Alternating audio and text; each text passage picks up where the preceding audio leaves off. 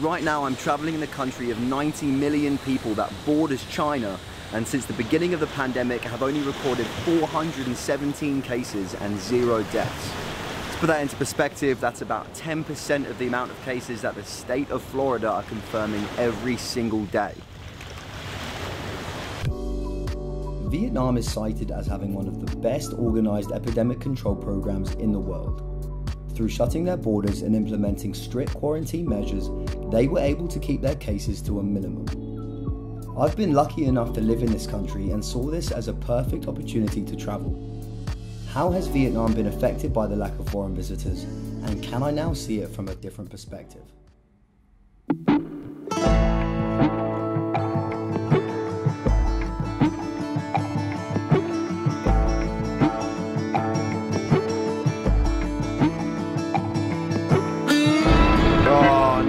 You can see it over there too. Literally could not be going any more in the direction of the storm. My tripod has been stolen. I guess I shouldn't have left it outside. So, what I'm going to do now... Ow, fuck.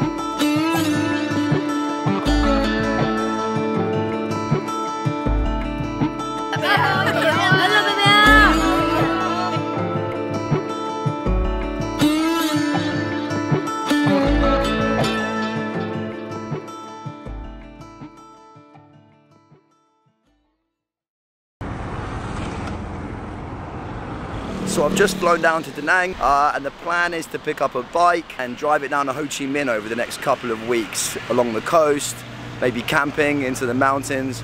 However, about 40 minutes north of here is one of the best coastal roads in the world, which seems like a sick place to test the bike out.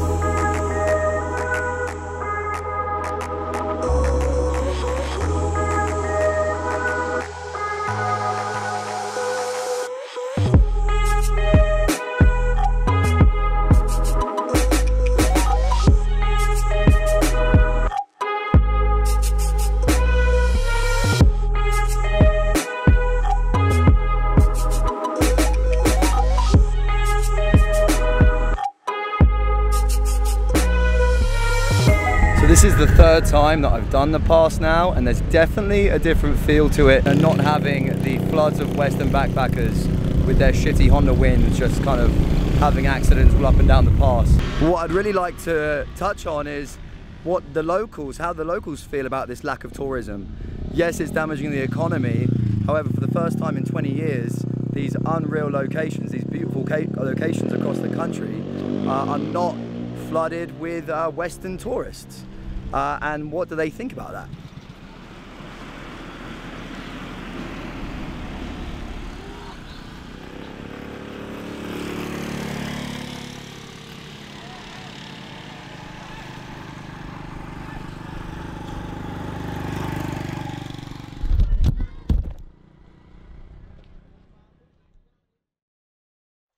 So Hoi An is arguably Vietnam's top tourist destination, and during the day here, a lot of the locals, they don't go out because it's too hot. You know, they go out early in the morning, or they go out early in the evening, or even most Vietnamese tourists as well.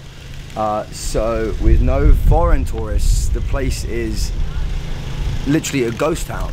There's nobody about, except for this guy. Seeing the contrast from Hoi An in high season to now just seemed really surreal. It seemed like a normal, nice, quiet town, and it made me think about the last time Hoi An had ever actually been seen like this, and when was it going to look like this again? So this place, Banh Mi Phuong, serves up one of the best banh mi's I've had in Vietnam, and it's kind of weird because usually you come here and there's loads of people. It takes, you know, like 10 minutes to get your order. This is all usually packed. There's literally nobody else in here right now. It's like going to a theme park on like a school day when you were younger, and there being no queues for any of the rides.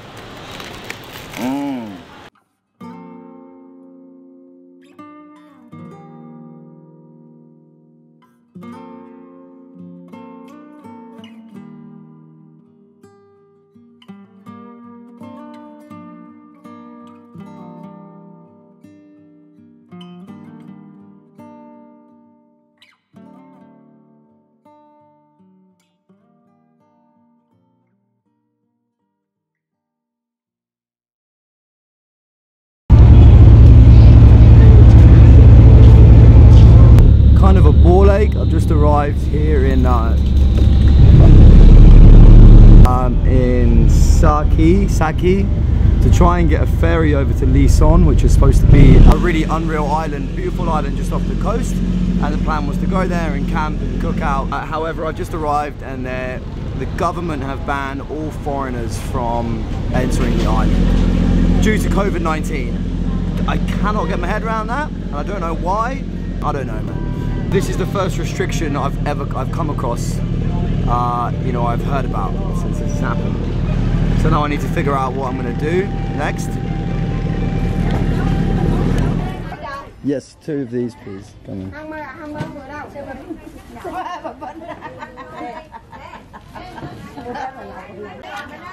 Okay.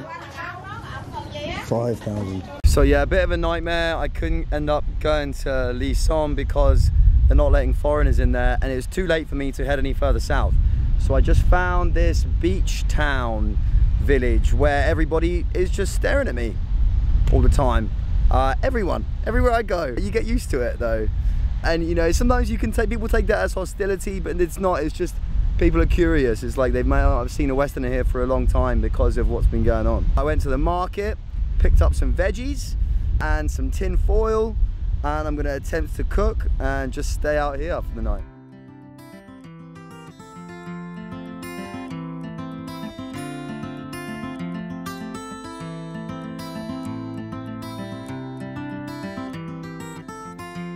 So I'm going to build a fire now using some of the driftwood that's about, and see if we can cook up these sweet potatoes and the aubergines with some tin foil. I'm so unprepared.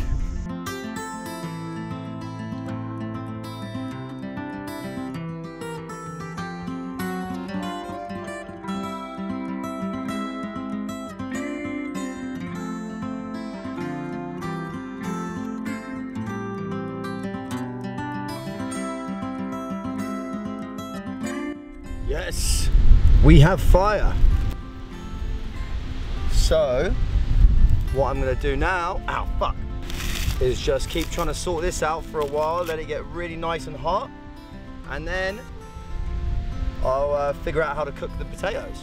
So it turns out that cooking outdoors on the beach is harder than you might think. And also my tripod has been stolen, I think, and my beach towel. It's like a big beach mat, which is just perfect for the beach, and that's gone. I guess I shouldn't have left it outside. Flip-flops are okay though, and water bottles okay.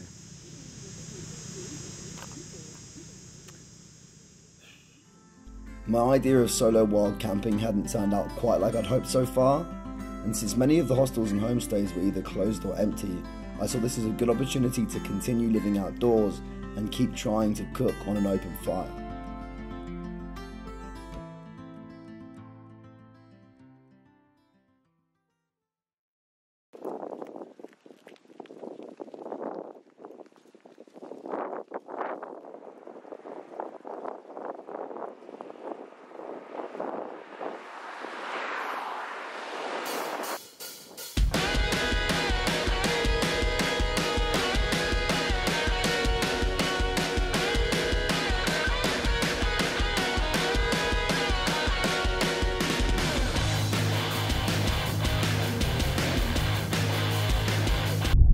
Yeah, it's a shame about the tripod, you know, but it's kind of just lucky that I didn't get anything else seriously stolen, like a camera or any of my other shit. I'm gonna make this now. There's a new angle to this, which is I'm gonna become a better outdoorsman. That's what I'm gonna do. I'm gonna become better at cooking outside and camping.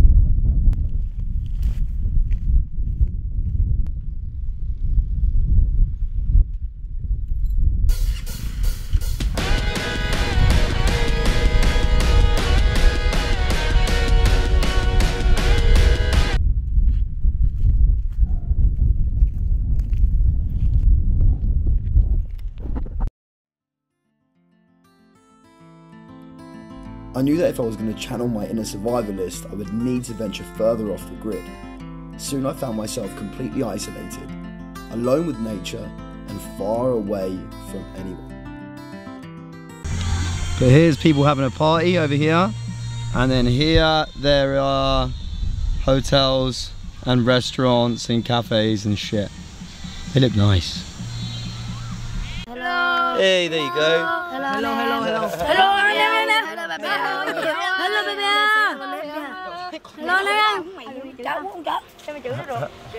hello, name. Hello, hello. Potato and chicken, I think. Well, this is chicken, this is potatoes, but I'm not sure how to cook it. Hello, hello. You know how? Con YouTube. Good night, good night. Good night, good night. See you soon. Thank you, thank you. Okay. Mình nói được chút xíu cho bay.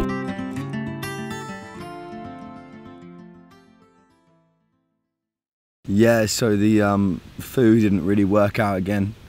I couldn't make the fire big enough. Some guys told me to come and put it out about halfway through. So I finished up the cooking. The potatoes were okay, but one of the little boys, the local boys, bought me a peach. He bought me a peach to eat, and I think he's gonna come and play football with me this morning. It's actually beautiful here.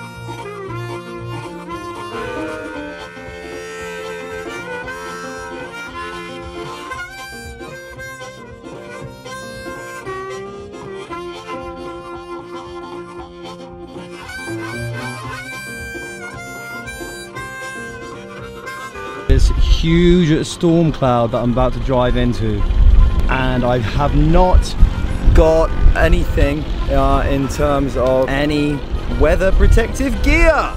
Fuck yes! Oh no, you can see it over there too. I literally could not be going any more in the direction of the storm. This is fucking horrible. I can't see a fucking thing when I'm driving. I'm getting pushed by the wind, and it's just so dangerous. I can't even check my phone to make sure that I'm definitely going the right way.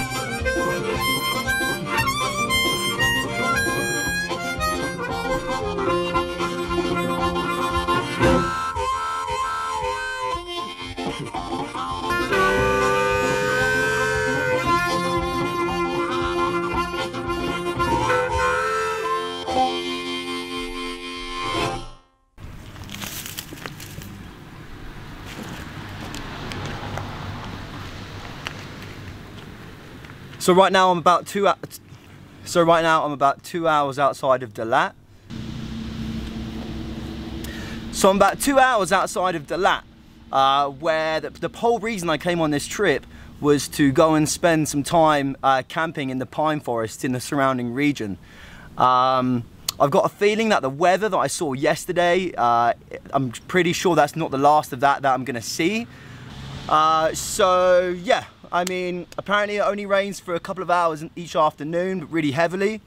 Right now it's 2 o'clock, and yeah, these mountain roads are not where you want to be when it starts raining heavily. So I think I should get a move on.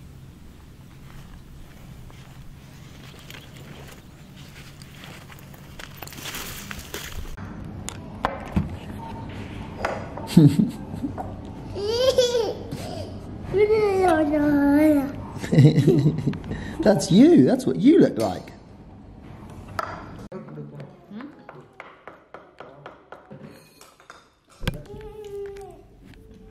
On my arrival into Dalat, I met a lovely woman named Sushi, whose family have run one of the few remaining hostels in the city. They invited me to eat with them as I was the only guest they'd had in weeks. I was interested to speak with her and find out more about her business and how they managed to stay open. This is the first hostel in Dalat, the first one, no.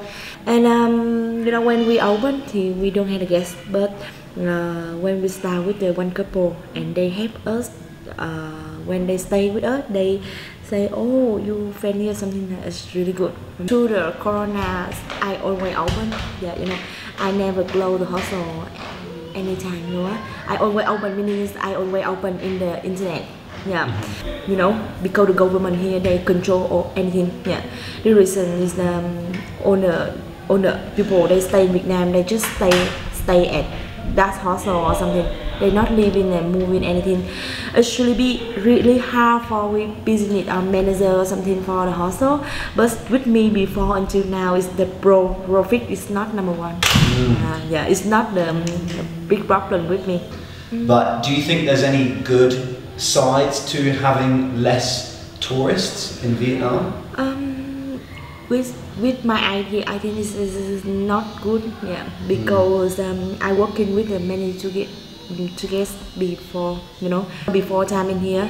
Everyone always smiling or something. Yeah, everyone move out in drinking a bar or something. It's really, this is the happy time. We will take care to get the same with the family member here. Yeah. Okay, thank you very much. Thank you.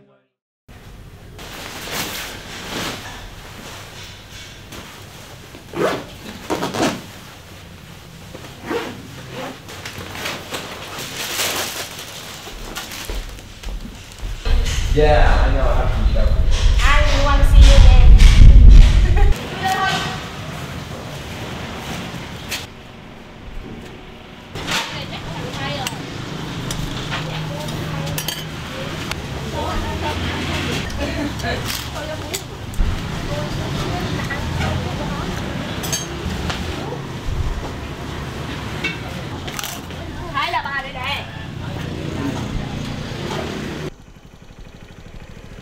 After what was potentially my last meal for the next 24 hours, I made my way deep into the pine forest for some self-isolation and to see if I had actually learned anything since my days of camping on the beach.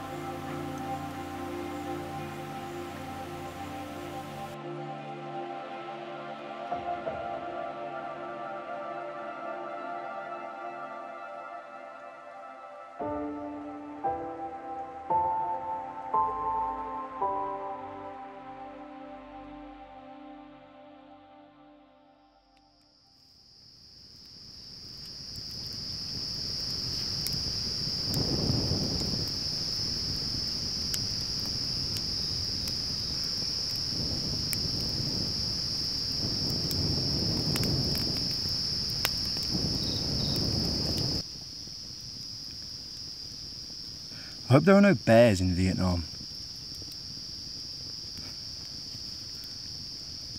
This one says, the big animals and predators that used to roam these forests, such as tigers, elephants and bears, are now long gone. But this one says, Dalat has more or less a hot and moist climate. Due to this climate, it has become the home of many wildlife animals, such as elephants, tigers and bears.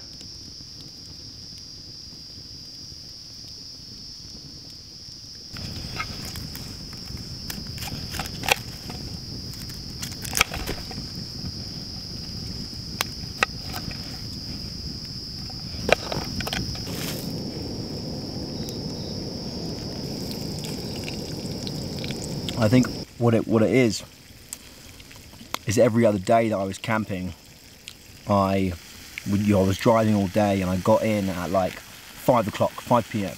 and I had to set up camp and I had to get everything done. And then I set the fire and it just wasn't, I just didn't give myself enough time. Whereas this time, I got here at like 1 in the afternoon or 2 in the afternoon and made it work. So that's why I think it worked. Also, it could be the gas cooker. It could also be that, I don't know. That could also be the reason why I managed to cook successfully.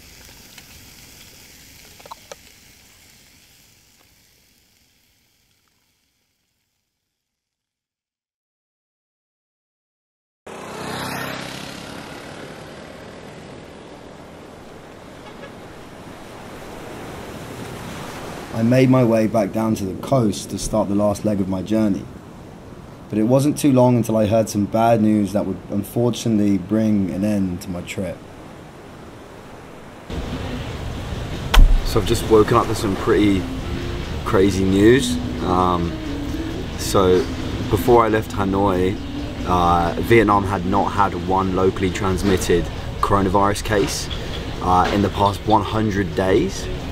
And in the past 24 hours, they have found 11 new cases, 11 new local transmissions in Da Nang, which is the city I was in about 11 or 12 days ago. Vietnam have taken this so seriously that they've evacuated 80,000 people out of Da Nang. Now you look at places like the US, where they are still at the peak of how many coronavirus cases they're having, and you can still walk into any bar, any restaurant. Whereas here, 3 cases, they found 3 cases and they've evacuated 80,000 people outside of the city. So it's not surprising, really, how Vietnam have managed to deal with this so well. And as for myself, I guess I'm gonna need to get tested when I get back to Hanoi and probably declare that I've been to Da Nang 12 days ago. And if needs be, I'll go into a 14-day quarantine. The ironic thing is that I came to make this film to show like the beauty of traveling in a country with no coronavirus cases. And in doing so, may have actually fucking got coronavirus. So. The new COVID-19 cases came from illegal immigrants being brought over the border from China. So as the race was on to control the virus again, it was time for me to make my way back to Hanoi.